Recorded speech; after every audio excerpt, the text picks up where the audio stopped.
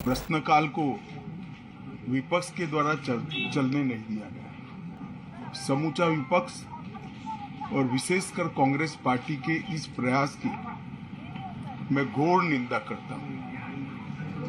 अरुणाचल में 8 की देर रात और 9 की सुबह घटी घटनाओं का हवाला देते हुए विपक्ष ने बहुमूल्य प्रश्नकाल को स्थगित करवा दिया।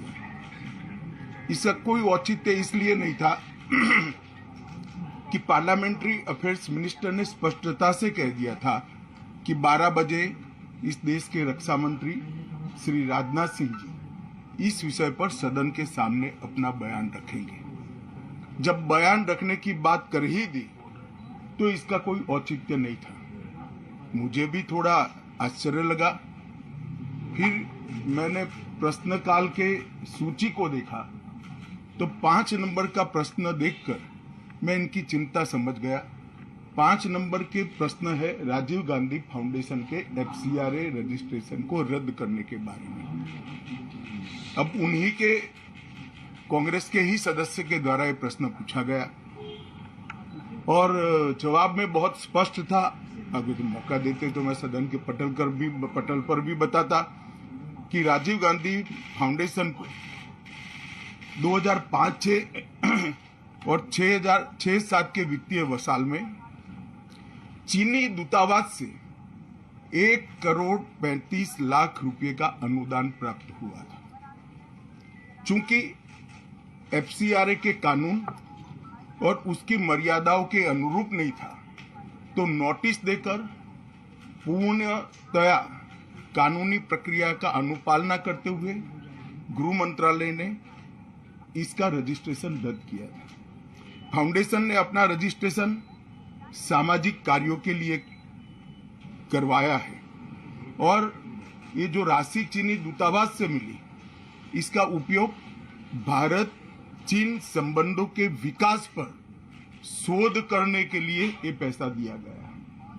अब मैं कांग्रेस पार्टी को पूछना चाहता हूं कि इन्होंने शोध तो जरूर किया होगा। क्या उनकी शोध में 1962 में जो हजारों हेक्टेयर भूमि भारत की चीन ने हड़प ली वो शामिल था क्या? और शोध इस पर किया तो रिपोर्ट क्या आई है? नेहरू जी के प्रेम के कारण सुरक्षा परिषद में भारत की स्थायी सदस्यता बलि चढ़ गई। इस विषय को उन्होंने शोध का विषय बनाया था क्या?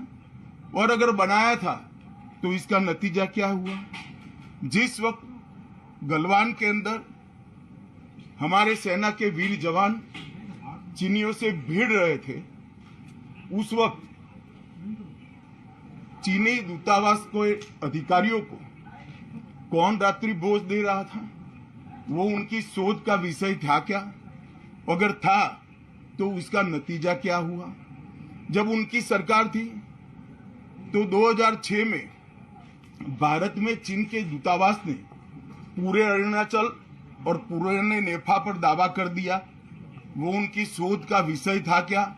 अगर शोध हुई तो उसका नतीजा क्या हुआ? 25 मई 2007 को चीन ने कांग्रेस के ही मुख्यमंत्री दोरजी खंडू को वीजा देने से इनकार कर दिया क्योंकि ये तो हमारा ही हिस्सा है अरुणाचल। ये भी शोध किया गया क्या? 13 अक्टूबर 2009 को मनमोहन सिंह की अरुणाचल यात्रा पर चीन ने आपत्ति जताई, वो आपने जांच किया है क्या?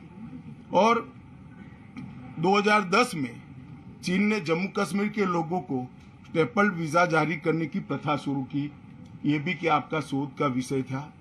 2011 में कांग्रेस सरकार ने चीन की धमकी के बाद हमारे रोड और वाइटल बॉर्डर इंफ्रास्ट्रक्चर्स का निर्माण डैम चौक में रोक दिया। ये क्यों रोका गया इसकी भी शोध की है।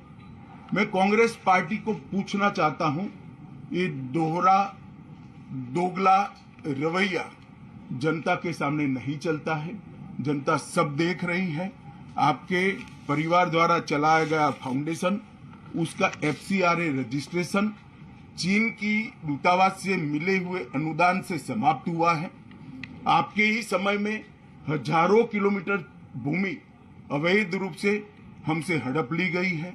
आपके ही समय में हमें मिली हुई सुरक्षा परिषद की सदस्यता आपने निजी संबंधों को बनाने के लिए चीन की भेंट कर दी है।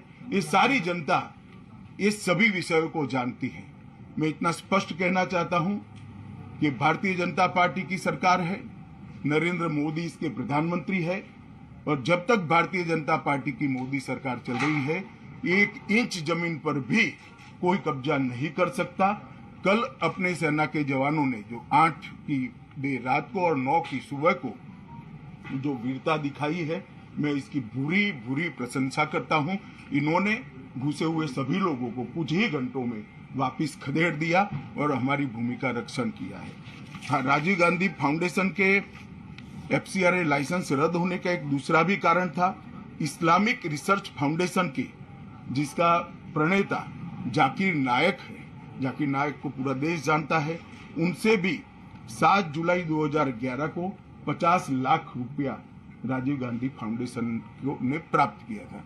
मैं पूछना चाहता हूं, राजीव गांधी फाउंडेशन के कर्ता धर्ता जो कांग्रेस की फैमिली पार्टी है उसी के सदस्य हैं, तो आपको ये पैसा जाकिर नाइक ने किस मकसद के लिए दिया था, इसकी भी स्पष्टता देश की जनता के सामने होनी चाहिए।